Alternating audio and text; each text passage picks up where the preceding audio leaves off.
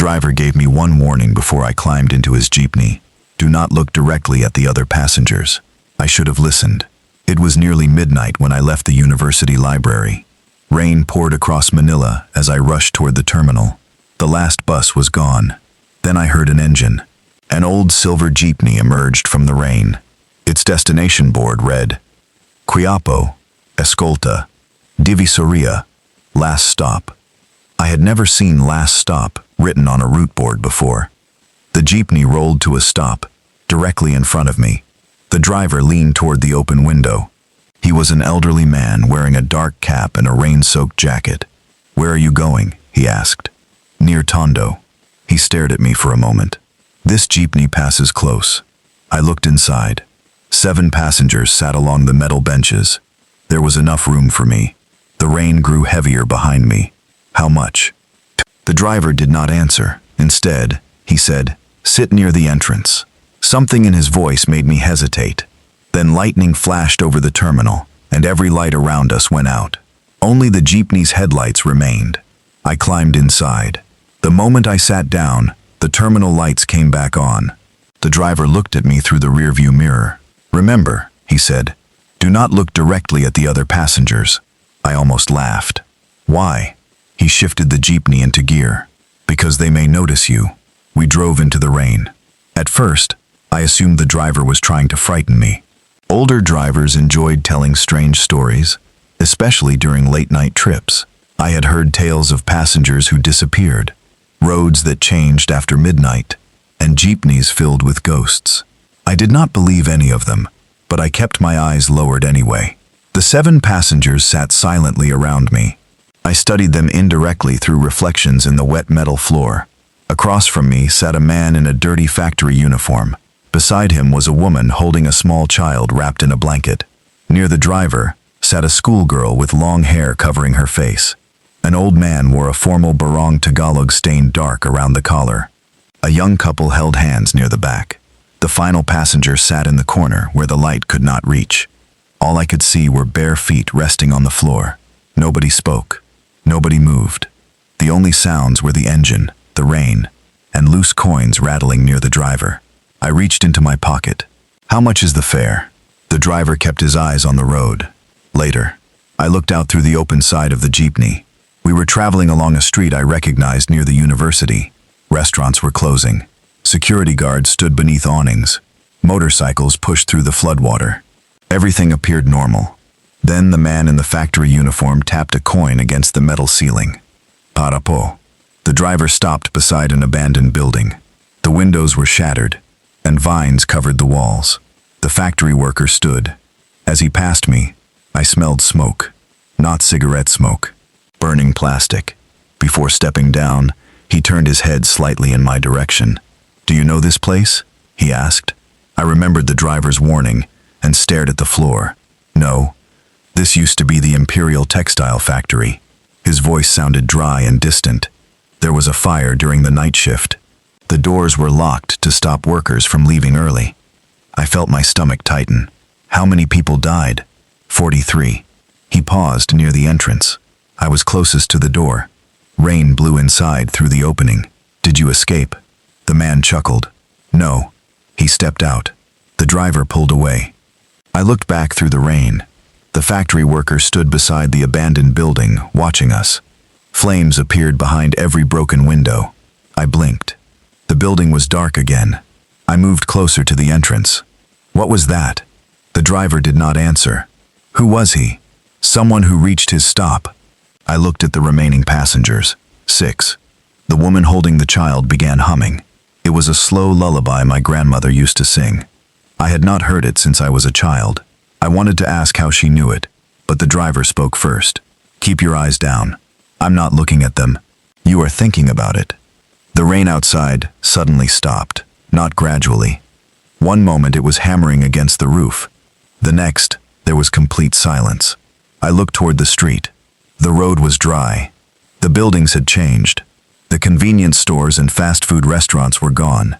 In their place stood narrow wooden houses, small theaters, and old storefronts with hand-painted signs. The cars had disappeared too. Horse-drawn carriages moved beside us. Men wore hats and white shirts. Women carried umbrellas even though there was no rain. "What happened to the city?" I asked. The driver glanced at me through the mirror. "Which city?" "Manila. This is Manila. But it doesn't look like this. Not anymore." The woman with the child tapped the ceiling. "Para po." We stopped beside a wide river. The water had risen over the banks and filled the surrounding neighborhood. People stood on rooftops, waving for help. The woman rose carefully, holding the child close to her chest. When she passed me, water dripped from her clothes. The blanket around the baby was soaked. She stopped beside me. "Were you alive during the Great Flood?" she asked. "No. The water came while we were sleeping." Her voice trembled. "My husband climbed onto the roof. He pulled me up first." She looked down at the bundle. "He thought I was holding our son." The blanket moved. I heard water bubbling inside it.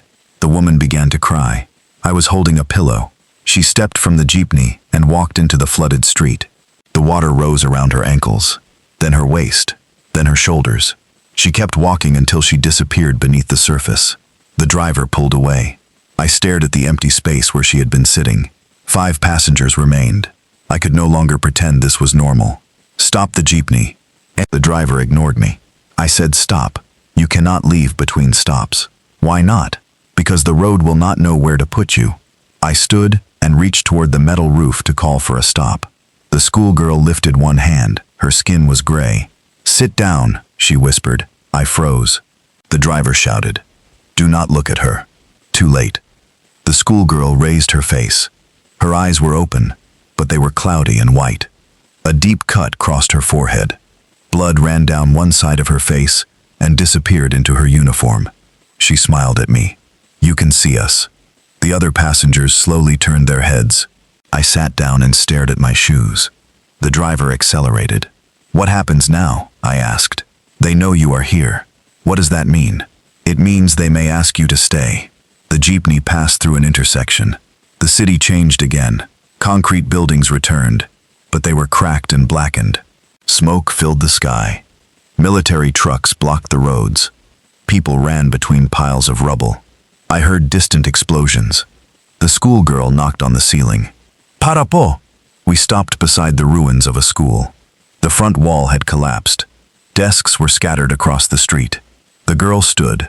"My teacher told us to hide beneath our desks," she said.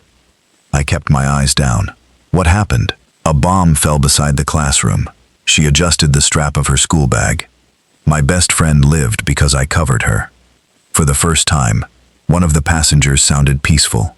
"Did she remember you?" "Yes." The girl stepped down. "That is why I was allowed to leave." As the jeepney moved forward, I risked a glance through the window. The schoolgirl stood beside the ruined building. A second girl ran toward her. They embraced. Then both disappeared into the smoke. 4 passengers remained. The old man in the stained barong leaned toward me. "You should not have boarded." His voice was almost a whisper. I didn't have another way home. There is always another way home. The stain around his collar spread slowly across his chest. I realized it was blood. "Where are we going?" I asked. He looked toward the driver. "The final stop." "What is there?" The old man smiled sadly. "Everyone sees something different." The city outside returned to the present. At least, I thought it had. We were moving through a busy avenue, but every person on the sidewalks stood completely still. Cars were frozen in the middle of the road. A motorcycle hung at an angle, its rider suspended above the pavement. Even the raindrops had stopped in the air. Only the jeepney continued moving. We passed a large digital clock mounted above a store. 11:59 p.m. Every clock after it showed the same time. 11:59. 11:59. 11:59. The old man tapped the ceiling. "Para po." The driver stopped in front of an elegant government building. A crowd stood on the steps. The people were frozen with their mouths open, caught in the middle of shouting. The old man stood and straightened his barong. "They accused me of stealing money." "Did you?" He looked offended. "No." "Then why did you die?" "They needed someone to blame." He ran one finger across the blood on his collar. "They found me hanging inside my office." "Did you do it?" He looked at me. This time, I did not look away. "No." The crowd outside suddenly turned toward us. Every face was blank. The old man stepped down and walked between them. As soon as he entered the building, the crowd resumed moving. They shouted, raised signs, and surged up the stairs. The jeepney drove away. 3 passengers remained. The young couple sat opposite me, still holding hands. The woman looked no older than 20. The man wore a denim jacket and a silver necklace. They had not moved since I boarded. The passenger in the dark corner remained hidden. Only the bare feet were visible. I leaned toward the driver. How do I get home? You reach your stop. You said I couldn't leave between stops. That is correct. Then where is my stop? The driver looked at me through the mirror. You do not remember? A cold feeling moved through my chest. Remember what? He looked back at the road. A man across from me spoke. You were on the news. I stared at him. What? The woman squeezed his hand. Don't frighten him. He should know. Know what? The young man nodded toward the open side of the jeepney. Look outside. We were traveling through a street near my university again. Rain poured across the windshield. Flashing red and blue lights reflected from the buildings. An ambulance blocked the road. People crowded around something on the pavement. The jeepney slowed. I recognized the terminal in the distance. The same terminal where I had boarded. My heart began pounding. Near the gutter lay a backpack. My backpack. No. The young couple watched me. The jeepney moved closer. A body lay beneath a white sheet, one hand extended from underneath. A black watch circled the wrist. My watch. I looked down. The same watch was on my arm. Its face had stopped at 11:47. What is this? The driver said nothing. I stood. What is happening? The young woman finally spoke. You crossed the street while looking at your phone. I shook my head. No. I waited at the terminal. A bus hit you. No.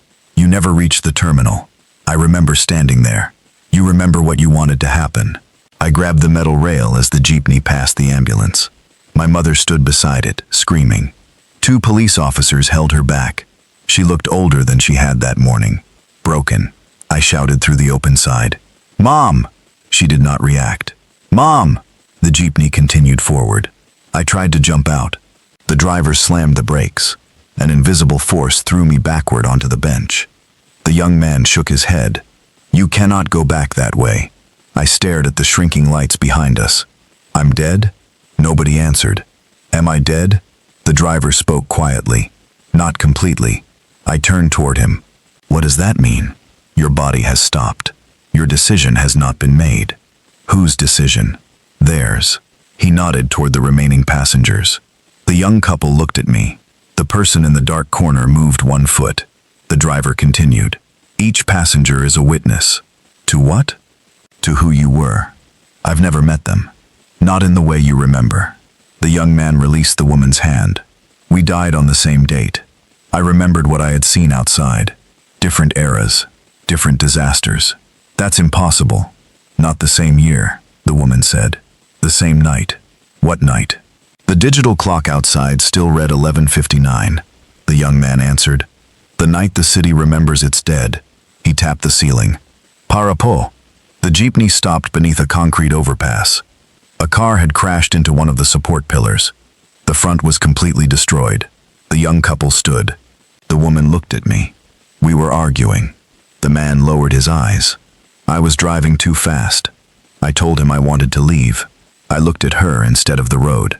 They stood together near the exit. Which one of you died? I asked. The woman smiled. Both. They stepped down and walked toward the wrecked car. 2 paramedics pulled their bodies from the twisted metal. The dead couple watched silently. Then the woman turned toward the man. Do you forgive me? He asked. She touched his face. I already did. They vanished together. 1 passenger remained.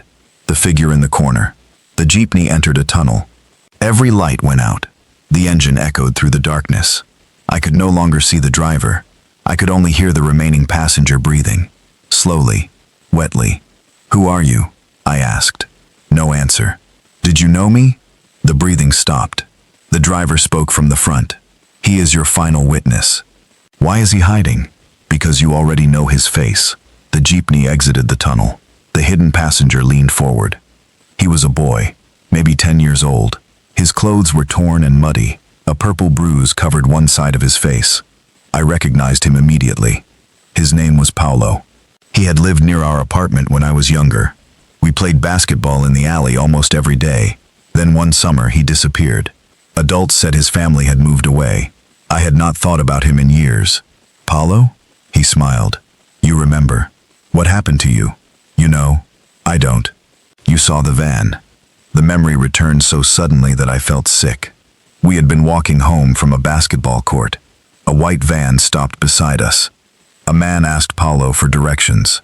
When Paulo approached, the side door opened. Someone grabbed him. I had been standing only a few feet away. I ran. I hid behind a wall until the van disappeared. Then I went home. I told my mother I had left Paulo at the court. When the police questioned me, I lied. I was afraid the men would return. I was afraid everyone would blame me. I was a child, I whispered. So was I. I'm sorry. Paulo stared at me. They searched the wrong roads because of you. Tears filled my eyes. I didn't know what to do. You knew the van was white. I was scared. You knew part of the plate. I forgot. No, you remembered. He leaned closer. You chose not to speak. The jeepney slowed. Outside, the city had vanished. We were traveling along a narrow road surrounded by darkness. No buildings, no streetlights, only rows of small candles on either side. Beyond the candles stood thousands of people. Some wore modern clothing. Others wore uniforms, dresses, and traditional garments from different periods. All of them watched the jeepney pass. The final stop is close, the driver said. I turned toward Paulo. What do they want from me? The truth. I told you I was sorry. Sorry is not the truth. What truth? You let everyone believe you knew nothing. I was 10. You kept lying when you were 11. I closed my eyes. You kept lying when you were 15. Stop. You saw my mother selling food on the street to pay people to search for me. I couldn't tell her. You could. I was ashamed. You were relieved. I struck the metal bench. No.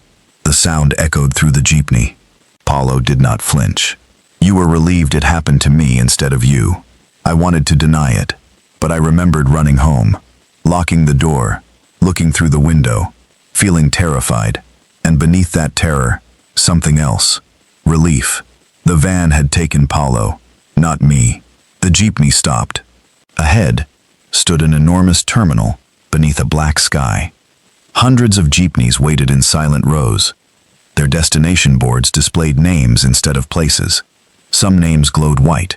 Others were crossed out in red. The driver opened his door. Final stop. Paulo stood. What happens now? I asked. You decide what you say. And then, they decide whether you return. I followed him from the jeepney. The ground beneath us was covered in shallow water. Every step created ripples that reflected scenes from my life. My mother helping me with homework. My father teaching me to ride a bicycle. Paulo and me playing basketball. The white van. My lies. At the center of the terminal stood a woman behind a small ticket window. She had no face, only smooth skin beneath a conductor's cap. She held out one hand. Fare, she said. I searched my pockets. I don't have any money. Everyone pays. With what? A memory. The driver stepped beside me. Choose carefully. The faceless woman waited. What kind of memory? One you cannot live without. Images passed through my mind. My mother's face. My childhood home. My graduation. If I gave away one of those memories, would I ever get it back? Paulo stood silently nearby. Then I understood. I reached into my pocket and found something that had not been there before. A small red basketball wristband. Paulo had given it to me the day he disappeared. I had thrown it away years ago because it reminded me of him. I placed it in the woman's hand. The terminal became silent. This is not a memory, she said. It is the one I tried to erase. She tilted her head. Why? Because it proves I knew him. The wristband dissolved into light. The faceless woman pointed toward a platform. Thousands of dead passengers watched from the darkness. Paulo stood before them. Tell them, he said. My throat tightened. What? What happened? I looked at the crowd. Then I spoke. I told them about the basketball court, the white van, the man asking for directions, the hands pulling Paulo inside. The partial license plate I had remembered. I told them how I hid, how I lied to my mother, how I lied to the police, how I watched Paulo's family search for him and said nothing. The terminal remained silent. When I finished, Paulo asked one question. Why now? Because if I go back, I can still tell them. You may not go back. Then at least someone knows. He studied me. For the first time, the bruise disappeared from his face. He looked exactly as he had the afternoon we last played together. The faceless conductor raised one hand. The dead began whispering. Their voices filled the terminal like wind through trees. Some sounded angry. Some sounded sympathetic. Some simply repeated the word coward. I lowered my head. Then Paulo spoke. He was a child. The whispering stopped. He failed me. Paulo continued. But he remembers. One of the dead shouted. That does not bring you back. No. Then why forgive him? Paulo looked at me. Because I do not want him riding this road forever. The faceless woman turned toward the driver. Your judgment? The old driver removed his cap. For the first time, I saw his face clearly. A deep scar crossed his forehead. He looked familiar. Then I realized I had seen him earlier that night. He had been driving the bus that struck me. I did not see you in time, he said. You were the driver? He nodded. Did you die too? My heart stopped after the crash. Then why are you driving this jeepney? To finish my route. He looked toward the waiting vehicles. Every driver owes one final trip. The faceless woman asked again. Your judgment?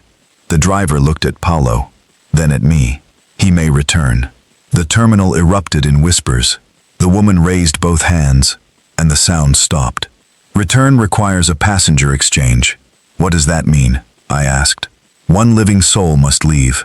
One dead soul must remain. I looked at Paulo. No, he smiled.